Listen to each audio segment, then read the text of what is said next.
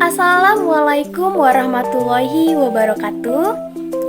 Halo teman-teman, sebelum saya berserta rekan saya memperkenalkan diri, jangan lupa like, subscribe, and comment ya. Halo, saya Halimatus Sadia dari Prodi Bisnis Digital semester 4.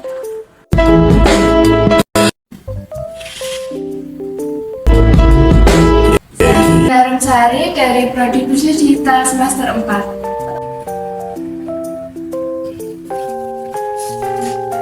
Halo, nama saya Amelia Edinisa dari Prodi Bisnis Digital semester 4. Saya Fatur Rosi dari Bisnis Digital semester 4. Pada video ini, kami akan menjelaskan materi tentang subnetting, yang dimana video ini kami buat untuk memenuhi tugas mata kuliah jaringan komputer yang diampu oleh Ibu Maria Arista Ulfa, Sarjana Komputer Magister Engineer. Di sini ada beberapa pembahasan yang akan kami paparkan kepada teman-teman. Di poin pertama ada pengenalan subnetting, poin kedua ada konsep dasar subnetting, poin ketiga ada perhitungan subnetting, poin keempat ada implementasi subnetting, poin yang kelima ada pengalamatan subnetting, poin keenam ada manajemen subnetting, poin ketujuh ada troubleshooting dan identifikasi masalah subnetting. Poin ke-8 ada subnetting dan teknologi jaringan modern. Dan poin yang terakhir ada tren dan perkembangan terkini dalam subnetting. Poin pertama, pengenalan subnetting.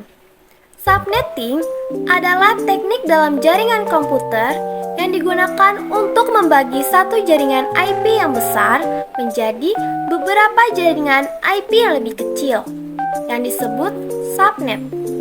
Tujuan utama dari subnetting adalah untuk meningkatkan efisiensi penggunaan alamat IP yang terbatas. Dengan membagi jaringan yang lebih besar menjadi subnet-subnet yang lebih kecil, kita dapat mengalokasikan alamat IP secara lebih optimal sesuai dengan kebutuhan organisasi. Selain itu, ada juga tujuan dan manfaat subnetting.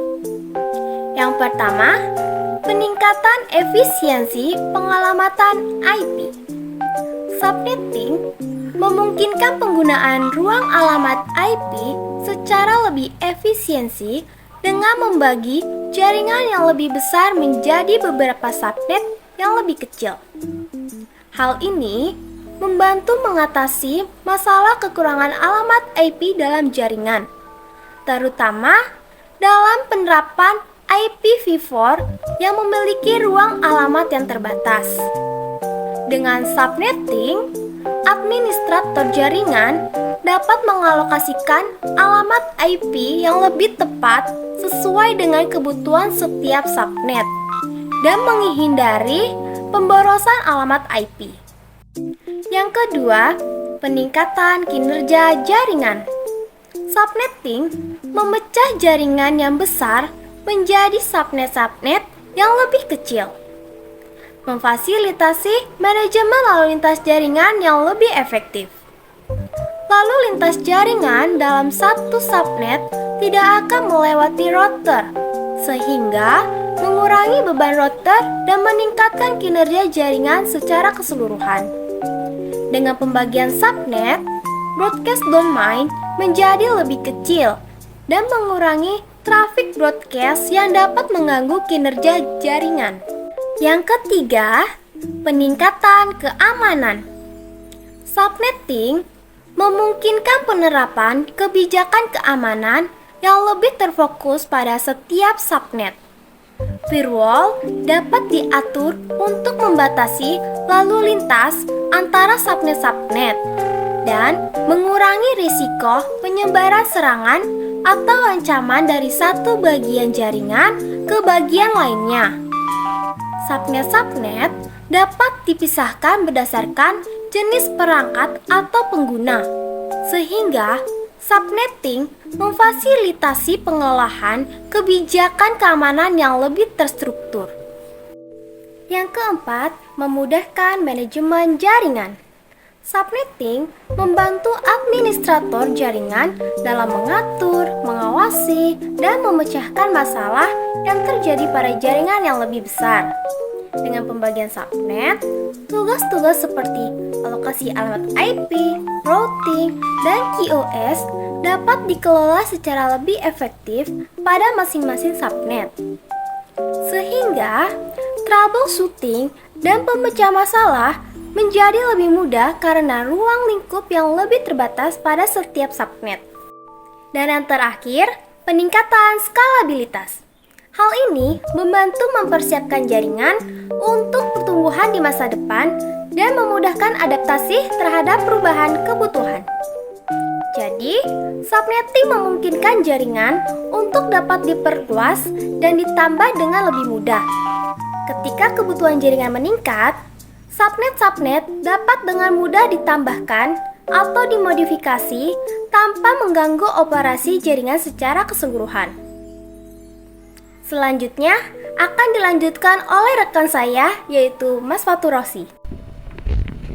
Konsep dasar subnetting. A. Struktur alamat IPv.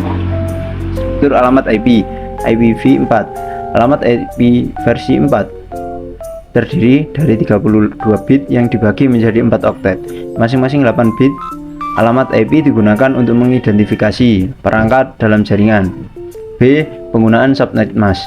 Subnet mask adalah bilangan biner yang digunakan untuk memisahkan bagian jaringan network dan bagian host dari alamat IP. Subnet mask menentukan berapa banyak bit yang digunakan untuk jaringan dan berapa banyak bit yang digunakan untuk host. Dengan mengubah subnet mask, kita dapat membagi jaringan utama menjadi subnet yang lebih kecil. C. Pembagian jaringan utama menjadi sub jaringan. Subnetting membagi jaringan utama menjadi beberapa subnet yang lebih kecil. Setiap subnet memiliki rentang alamat IP yang berbeda dan dapat dikelola secara terpisah. Hal ini memungkinkan penggunaan yang lebih efisien dari alamat IP yang terbatas. 2. Perhitungan subnetting. A. Metode penghitungan subnetting. Terdapat beberapa metode perhitungan subnetting, diantaranya yang pertama adalah metode biner, melakukan perhitungan subnetting secara biner dengan mengubah subnet mask. Yang kedua, metode desimal, melakukan perhitungan subnetting dengan menggunakan bilangan desimal. Yang ketiga, menggunakan VLSM, variable like subnet mask, menggunakan subnet mask dengan panjang yang berbeda-beda untuk setiap subnet. Yang B, penentuan jumlah subnet dan host per subnet. Jumlah subnet dan host per subnet ditentukan oleh jumlah bit yang digunakan untuk subnet dan host dalam subnet mask. Semakin banyak bit yang digunakan untuk subnet, semakin banyak subnet yang dapat dibuat, tetapi semakin sedikit host per subnet. C. Penentuan rentang alamat IP untuk setiap subnet. Setelah menentukan jumlah subnet dan host per subnet, selanjutnya menentukan rentang alamat IP untuk setiap subnet. Hal ini dilakukan dengan memperhatikan nilai biner dan desimal dari subnet mask yang digunakan. Yang ketiga, implementasi subnetting. A. Pembagian jaringan berdasarkan kebutuhan. Jaringan utama dibagi menjadi subnet berdasarkan kebutuhan organisasi seperti geografis, departemen, atau jenis layanan. Pembagian ini dilakukan untuk mengoptimalkan penggunaan alamat IP dan meningkatkan efisiensi serta keamanan jaringan. B. Pengelolaan alamat IP untuk setiap subnet. Setelah menentukan jumlah subnet dan rentang alamat IP untuk setiap subnet, selanjutnya dilakukan pengelolaan alamat IP untuk setiap subnet. Hal ini dilakukan sesuai dengan perhitungan subnetting yang telah dilakukan sebelumnya. C. Konfigurasi router dan switch untuk mendukung subnetting. Untuk mendukung komunikasi antara subnet, perangkat jaringan seperti router dan switch harus dikonfigurasi sesuai dengan pembagian subnet yang telah dilakukan. Konfigurasi ini dapat mencakup pengaturan routing, firewall, dan pengaturan VLAN, virtual local area network pada switch. Konfigurasi router dan switch untuk mendukung subnetting. Untuk mendukung komunikasi antara subnet, perangkat jaringan seperti router dan switch harus dikonfigurasi sesuai dengan pembagian subnet yang telah dilakukan. Konfigurasi ini dapat mencakup pengaturan routing, firewall, dan pengaturan VLAN atau virtual local area network. Selanjutnya akan dilanjutkan oleh rekan saya, yaitu Mbak Dinda Arumsari. Selanjutnya ada pengalamatan subnetting. Yang A, notasi CIDR atau Class Interdomain Routing. CIDR adalah notasi yang digunakan untuk menggambarkan subnet mask dengan menentukan jumlah bit yang digunakan untuk jaringan. Notasi CIDR menggunakan format IP per jumlah bit, di mana setiap bit merupakan berapa banyak bit yang digunakan untuk jaringan. Sebagai contoh, 192.168.1.0 panjang prefix adalah per 24, berarti bahwa 24 bit pertama digunakan untuk jaringan, sehingga subnet masknya adalah 255.255.255.0. Yang B, penggunaan subnet mask dalam bentuk desimal, biner, dan heksadesimal. Subnet mask dapat dinyatakan dalam 3 bentuk, yaitu desimal, biner, dan heksadesimal. Bentuk desimal adalah yang paling umum digunakan, di mana setiap oktat dipisahkan oleh tanda titik. Contohnya adalah 255.255.255.0. Selanjutnya bentuk biner menunjukkan setiap bit dalam subnet mask, di mana 1 berarti bit jaringan dan 0 berarti bit host. Contohnya adalah 11.11.11.00.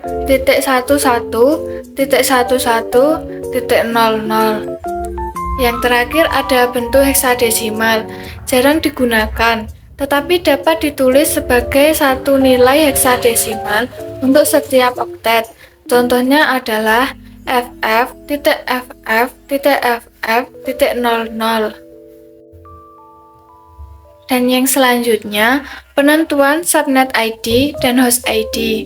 Subnet ID digunakan untuk mengidentifikasi subnet, sedangkan host ID digunakan untuk mengidentifikasi perangkat dalam subnet. Subnet ID didapatkan dengan melakukan bitwise AND antara alamat IP dan subnet mask.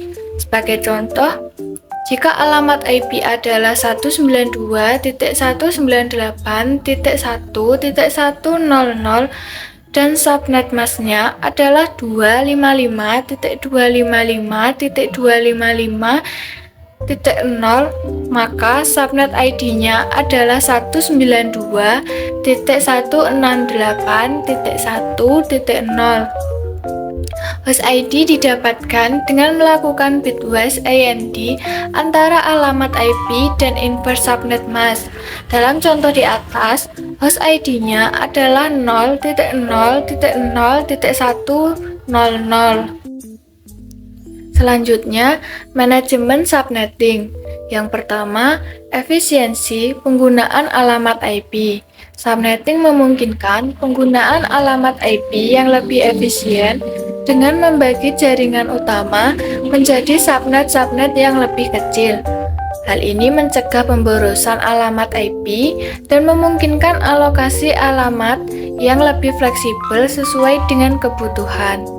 Dengan subnetting, satu blok alamat IP yang besar dapat dibagi menjadi beberapa subnet yang lebih kecil, masing-masing dengan jumlah host yang sesuai. Yang kedua, skema pembagian subnet yang fleksibel. Skema subnetting harus fleksibel agar dapat beradaptasi dengan perubahan kebutuhan jaringan.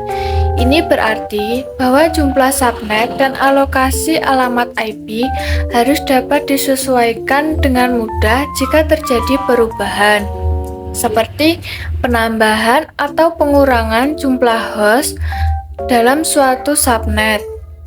Desain subnetting yang baik akan mempertimbangkan kemungkinan perubahan di masa depan dan menyediakan ruang untuk pertumbuhan jaringan. Dan yang terakhir, dokumentasi dan pemeliharaan skema subnetting. Dokumentasi yang baik dan pemeliharaan yang teratur sangat penting untuk manajemen subnetting yang efektif. Dokumentasi harus mencakup informasi seperti struktur subnet, alokasi alamat IP, konfigurasi perangkat, dan skema pengalamatan. Pemeliharaan yang teratur mencakup pemantauan penggunaan alamat IP, identifikasi subnet yang membutuhkan perubahan, dan pembaruan dokumentasi sesuai kebutuhan. Hal ini memastikan bahwa skema subnetting tetap relevan dan efektif dalam mendukung kebutuhan jaringan yang terus berkembang. Pembahasan selanjutnya ada troubleshooting dan identifikasi masalah subnetting. Yang pertama, identifikasi kesalahan konfigurasi subnet mask. Kesalahan dalam konfigurasi subnet mask dapat menyebabkan masalah konektivitas antar subnet.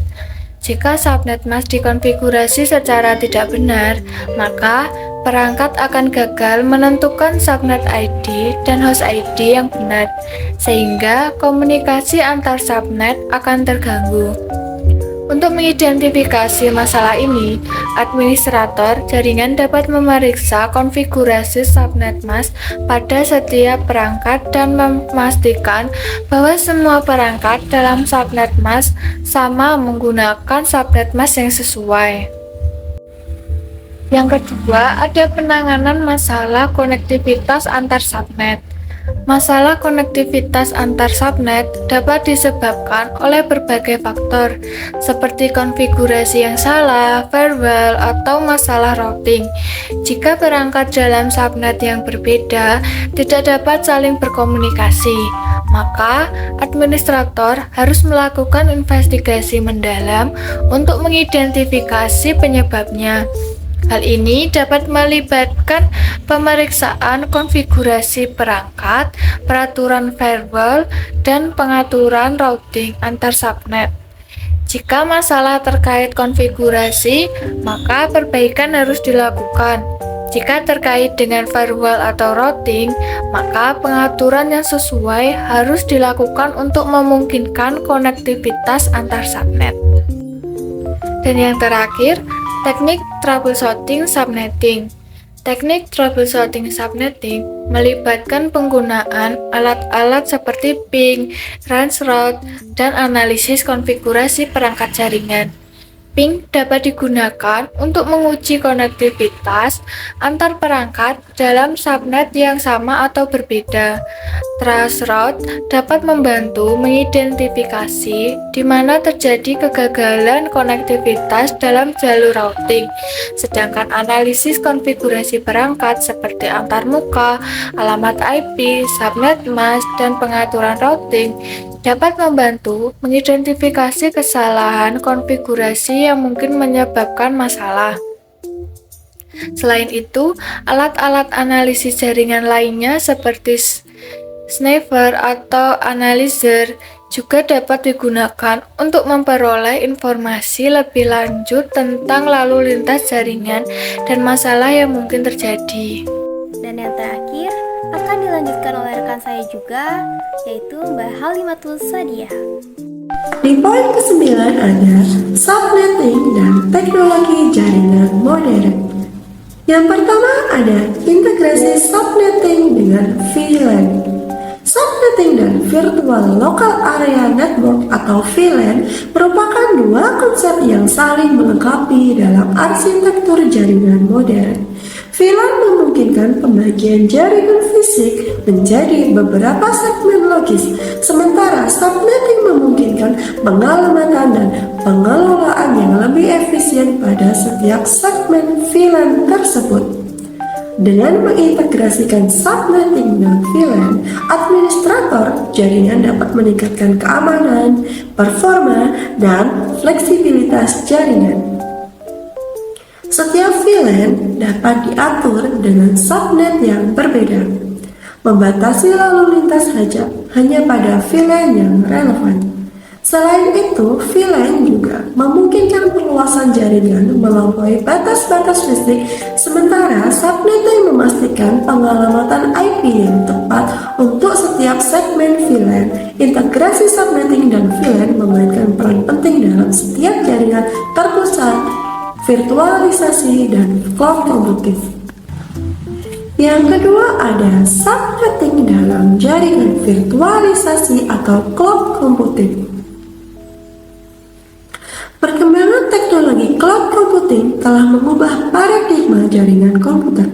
Dalam lingkungan cloud, subnetting memegang peranan penting dalam pengelolaan infrastruktur jaringan yang dinamis dan terdistribusi. Pada cloud, mesin virtual atau VM dapat dengan mudah dipindahkan atau dihapus, sehingga kebutuhan akan pengalamatan IP yang fleksibel menjadi semakin tinggi. Subnetting memungkinkan penyediaan blok alamat IP yang dapat dialokasikan dan dikelola secara dinamis sesuai dengan kebutuhan VM yang berubah-ubah. Selain itu, subnetting juga membantu dalam memisahkan lalu lintas jaringan antara VM yang berbeda, meningkatkan keamanan dan performa keseluruhan. Dalam lingkungan cloud, subnetting juga terintegrasi dengan teknologi virtualisasi jaringan lainnya, seperti Software Defined Networking atau SDN dan Network Function Virtualization atau NFV, untuk menyediakan solusi jaringan yang lebih fleksibel dan terkelola dengan baik. Yang ketiga adalah subnetting pada jaringan IPv6. Dengan migrasi menuju Internet Protocol versi 6 atau IPv6, konsep subnetting menjadi semakin penting. IPv6 menawarkan ruang alamat IP yang jauh lebih besar daripada IPv4, memungkinkan alokasi subnet yang lebih granular dan efisien. Dalam jaringan IPv6, subnetting dapat digunakan untuk mengorganisir dan mengelola ruang alamat IP yang sangat besar, serta memudahkan pengelolaan jaringan yang terdistribusi secara geografis. Selain itu, subnetting pada IPv6 juga dapat digunakan untuk memisahkan lalu lintas jaringan berdasarkan fungsi, keamanan, atau karakteristik lainnya.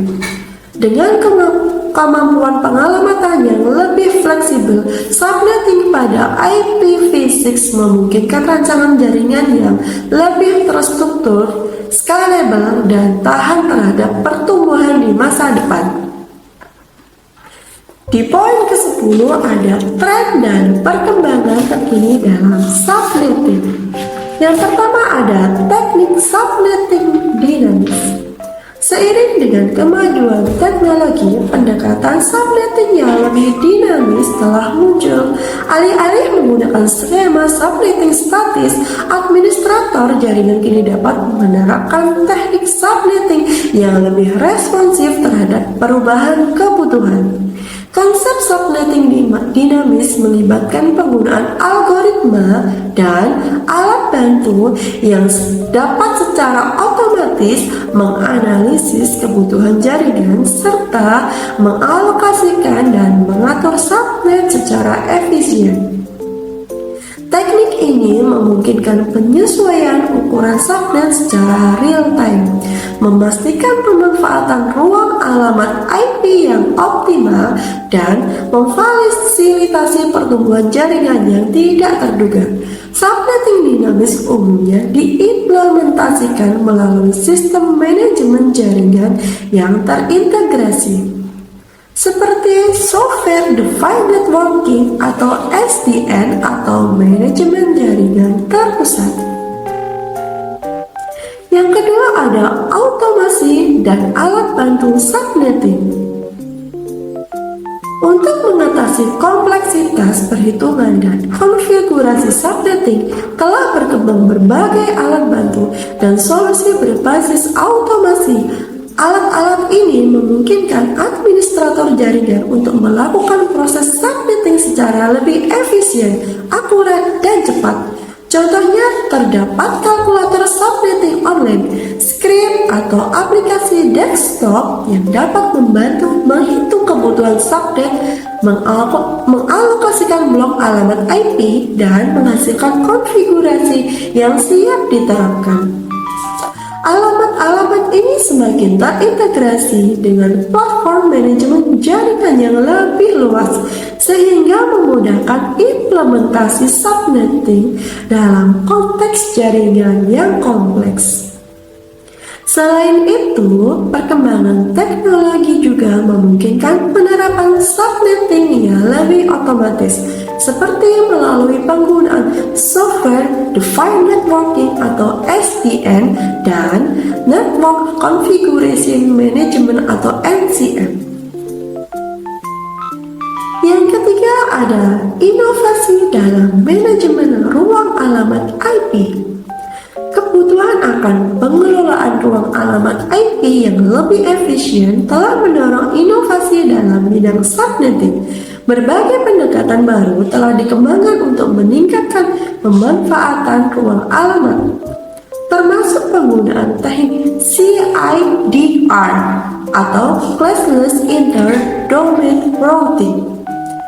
Penerapan skema pengalamatan hierarkis dan pemanfaatan teknologi Dynamic Host Configuration Protocol atau DHCP yang terintegrasi. Selain itu, perkembangan IPv6 juga telah membuka peluang baru dalam manajemen ruang alamat IP, di mana subnetting dapat dimanfaatkan secara lebih luas dan fleksibel. Inovasi dalam ruang alamat IP termasuk integrasi dengan layanan cloud dan teknologi virtualisasi secara terus berkembang untuk mengatasi tantangan dan pengalamatan di era modern. Jadi, kesimpulan dari materi ini adalah subnetting merupakan teknik pembagian jaringan komputer yang lebih besar menjadi beberapa jaringan yang lebih kecil, yang disebut dengan subnet. Tujuan utama subnetting adalah untuk meningkatkan efisiensi penggunaan alamat IP, meningkatkan keamanan jaringan, dan memfasilitasi pengelolaan jaringan yang lebih baik. Melalui subnetting, administrator jaringan dapat melakukan berbagai hal seperti berikut ini. Yang pertama yaitu mengalokasikan alamat IP secara lebih efisien, sehingga dapat mendukung lebih banyak host dalam jaringan yang sama. Yang kedua yaitu membatasi lalu lintas jaringan hanya pada subnet yang relevan, meningkatkan keamanan dan performa keseluruhan. Yang ketiga yaitu memudahkan pengelolaan dan pemecahan masalah dalam jaringan yang besar dan kompleks. Yang keempat atau yang terakhir yaitu menyesuaikan dengan kebutuhan jaringan yang berubah-ubah dengan membuat subnet baru atau mengubah ukuran subnet yang ada. Penerapan subnetting melibatkan perhitungan yang cermat baik untuk jaringan kecil, menengah maupun besar. Semakin kompleks kebutuhan jaringan, semakin rumit proses subnetting yang harus dilakukan.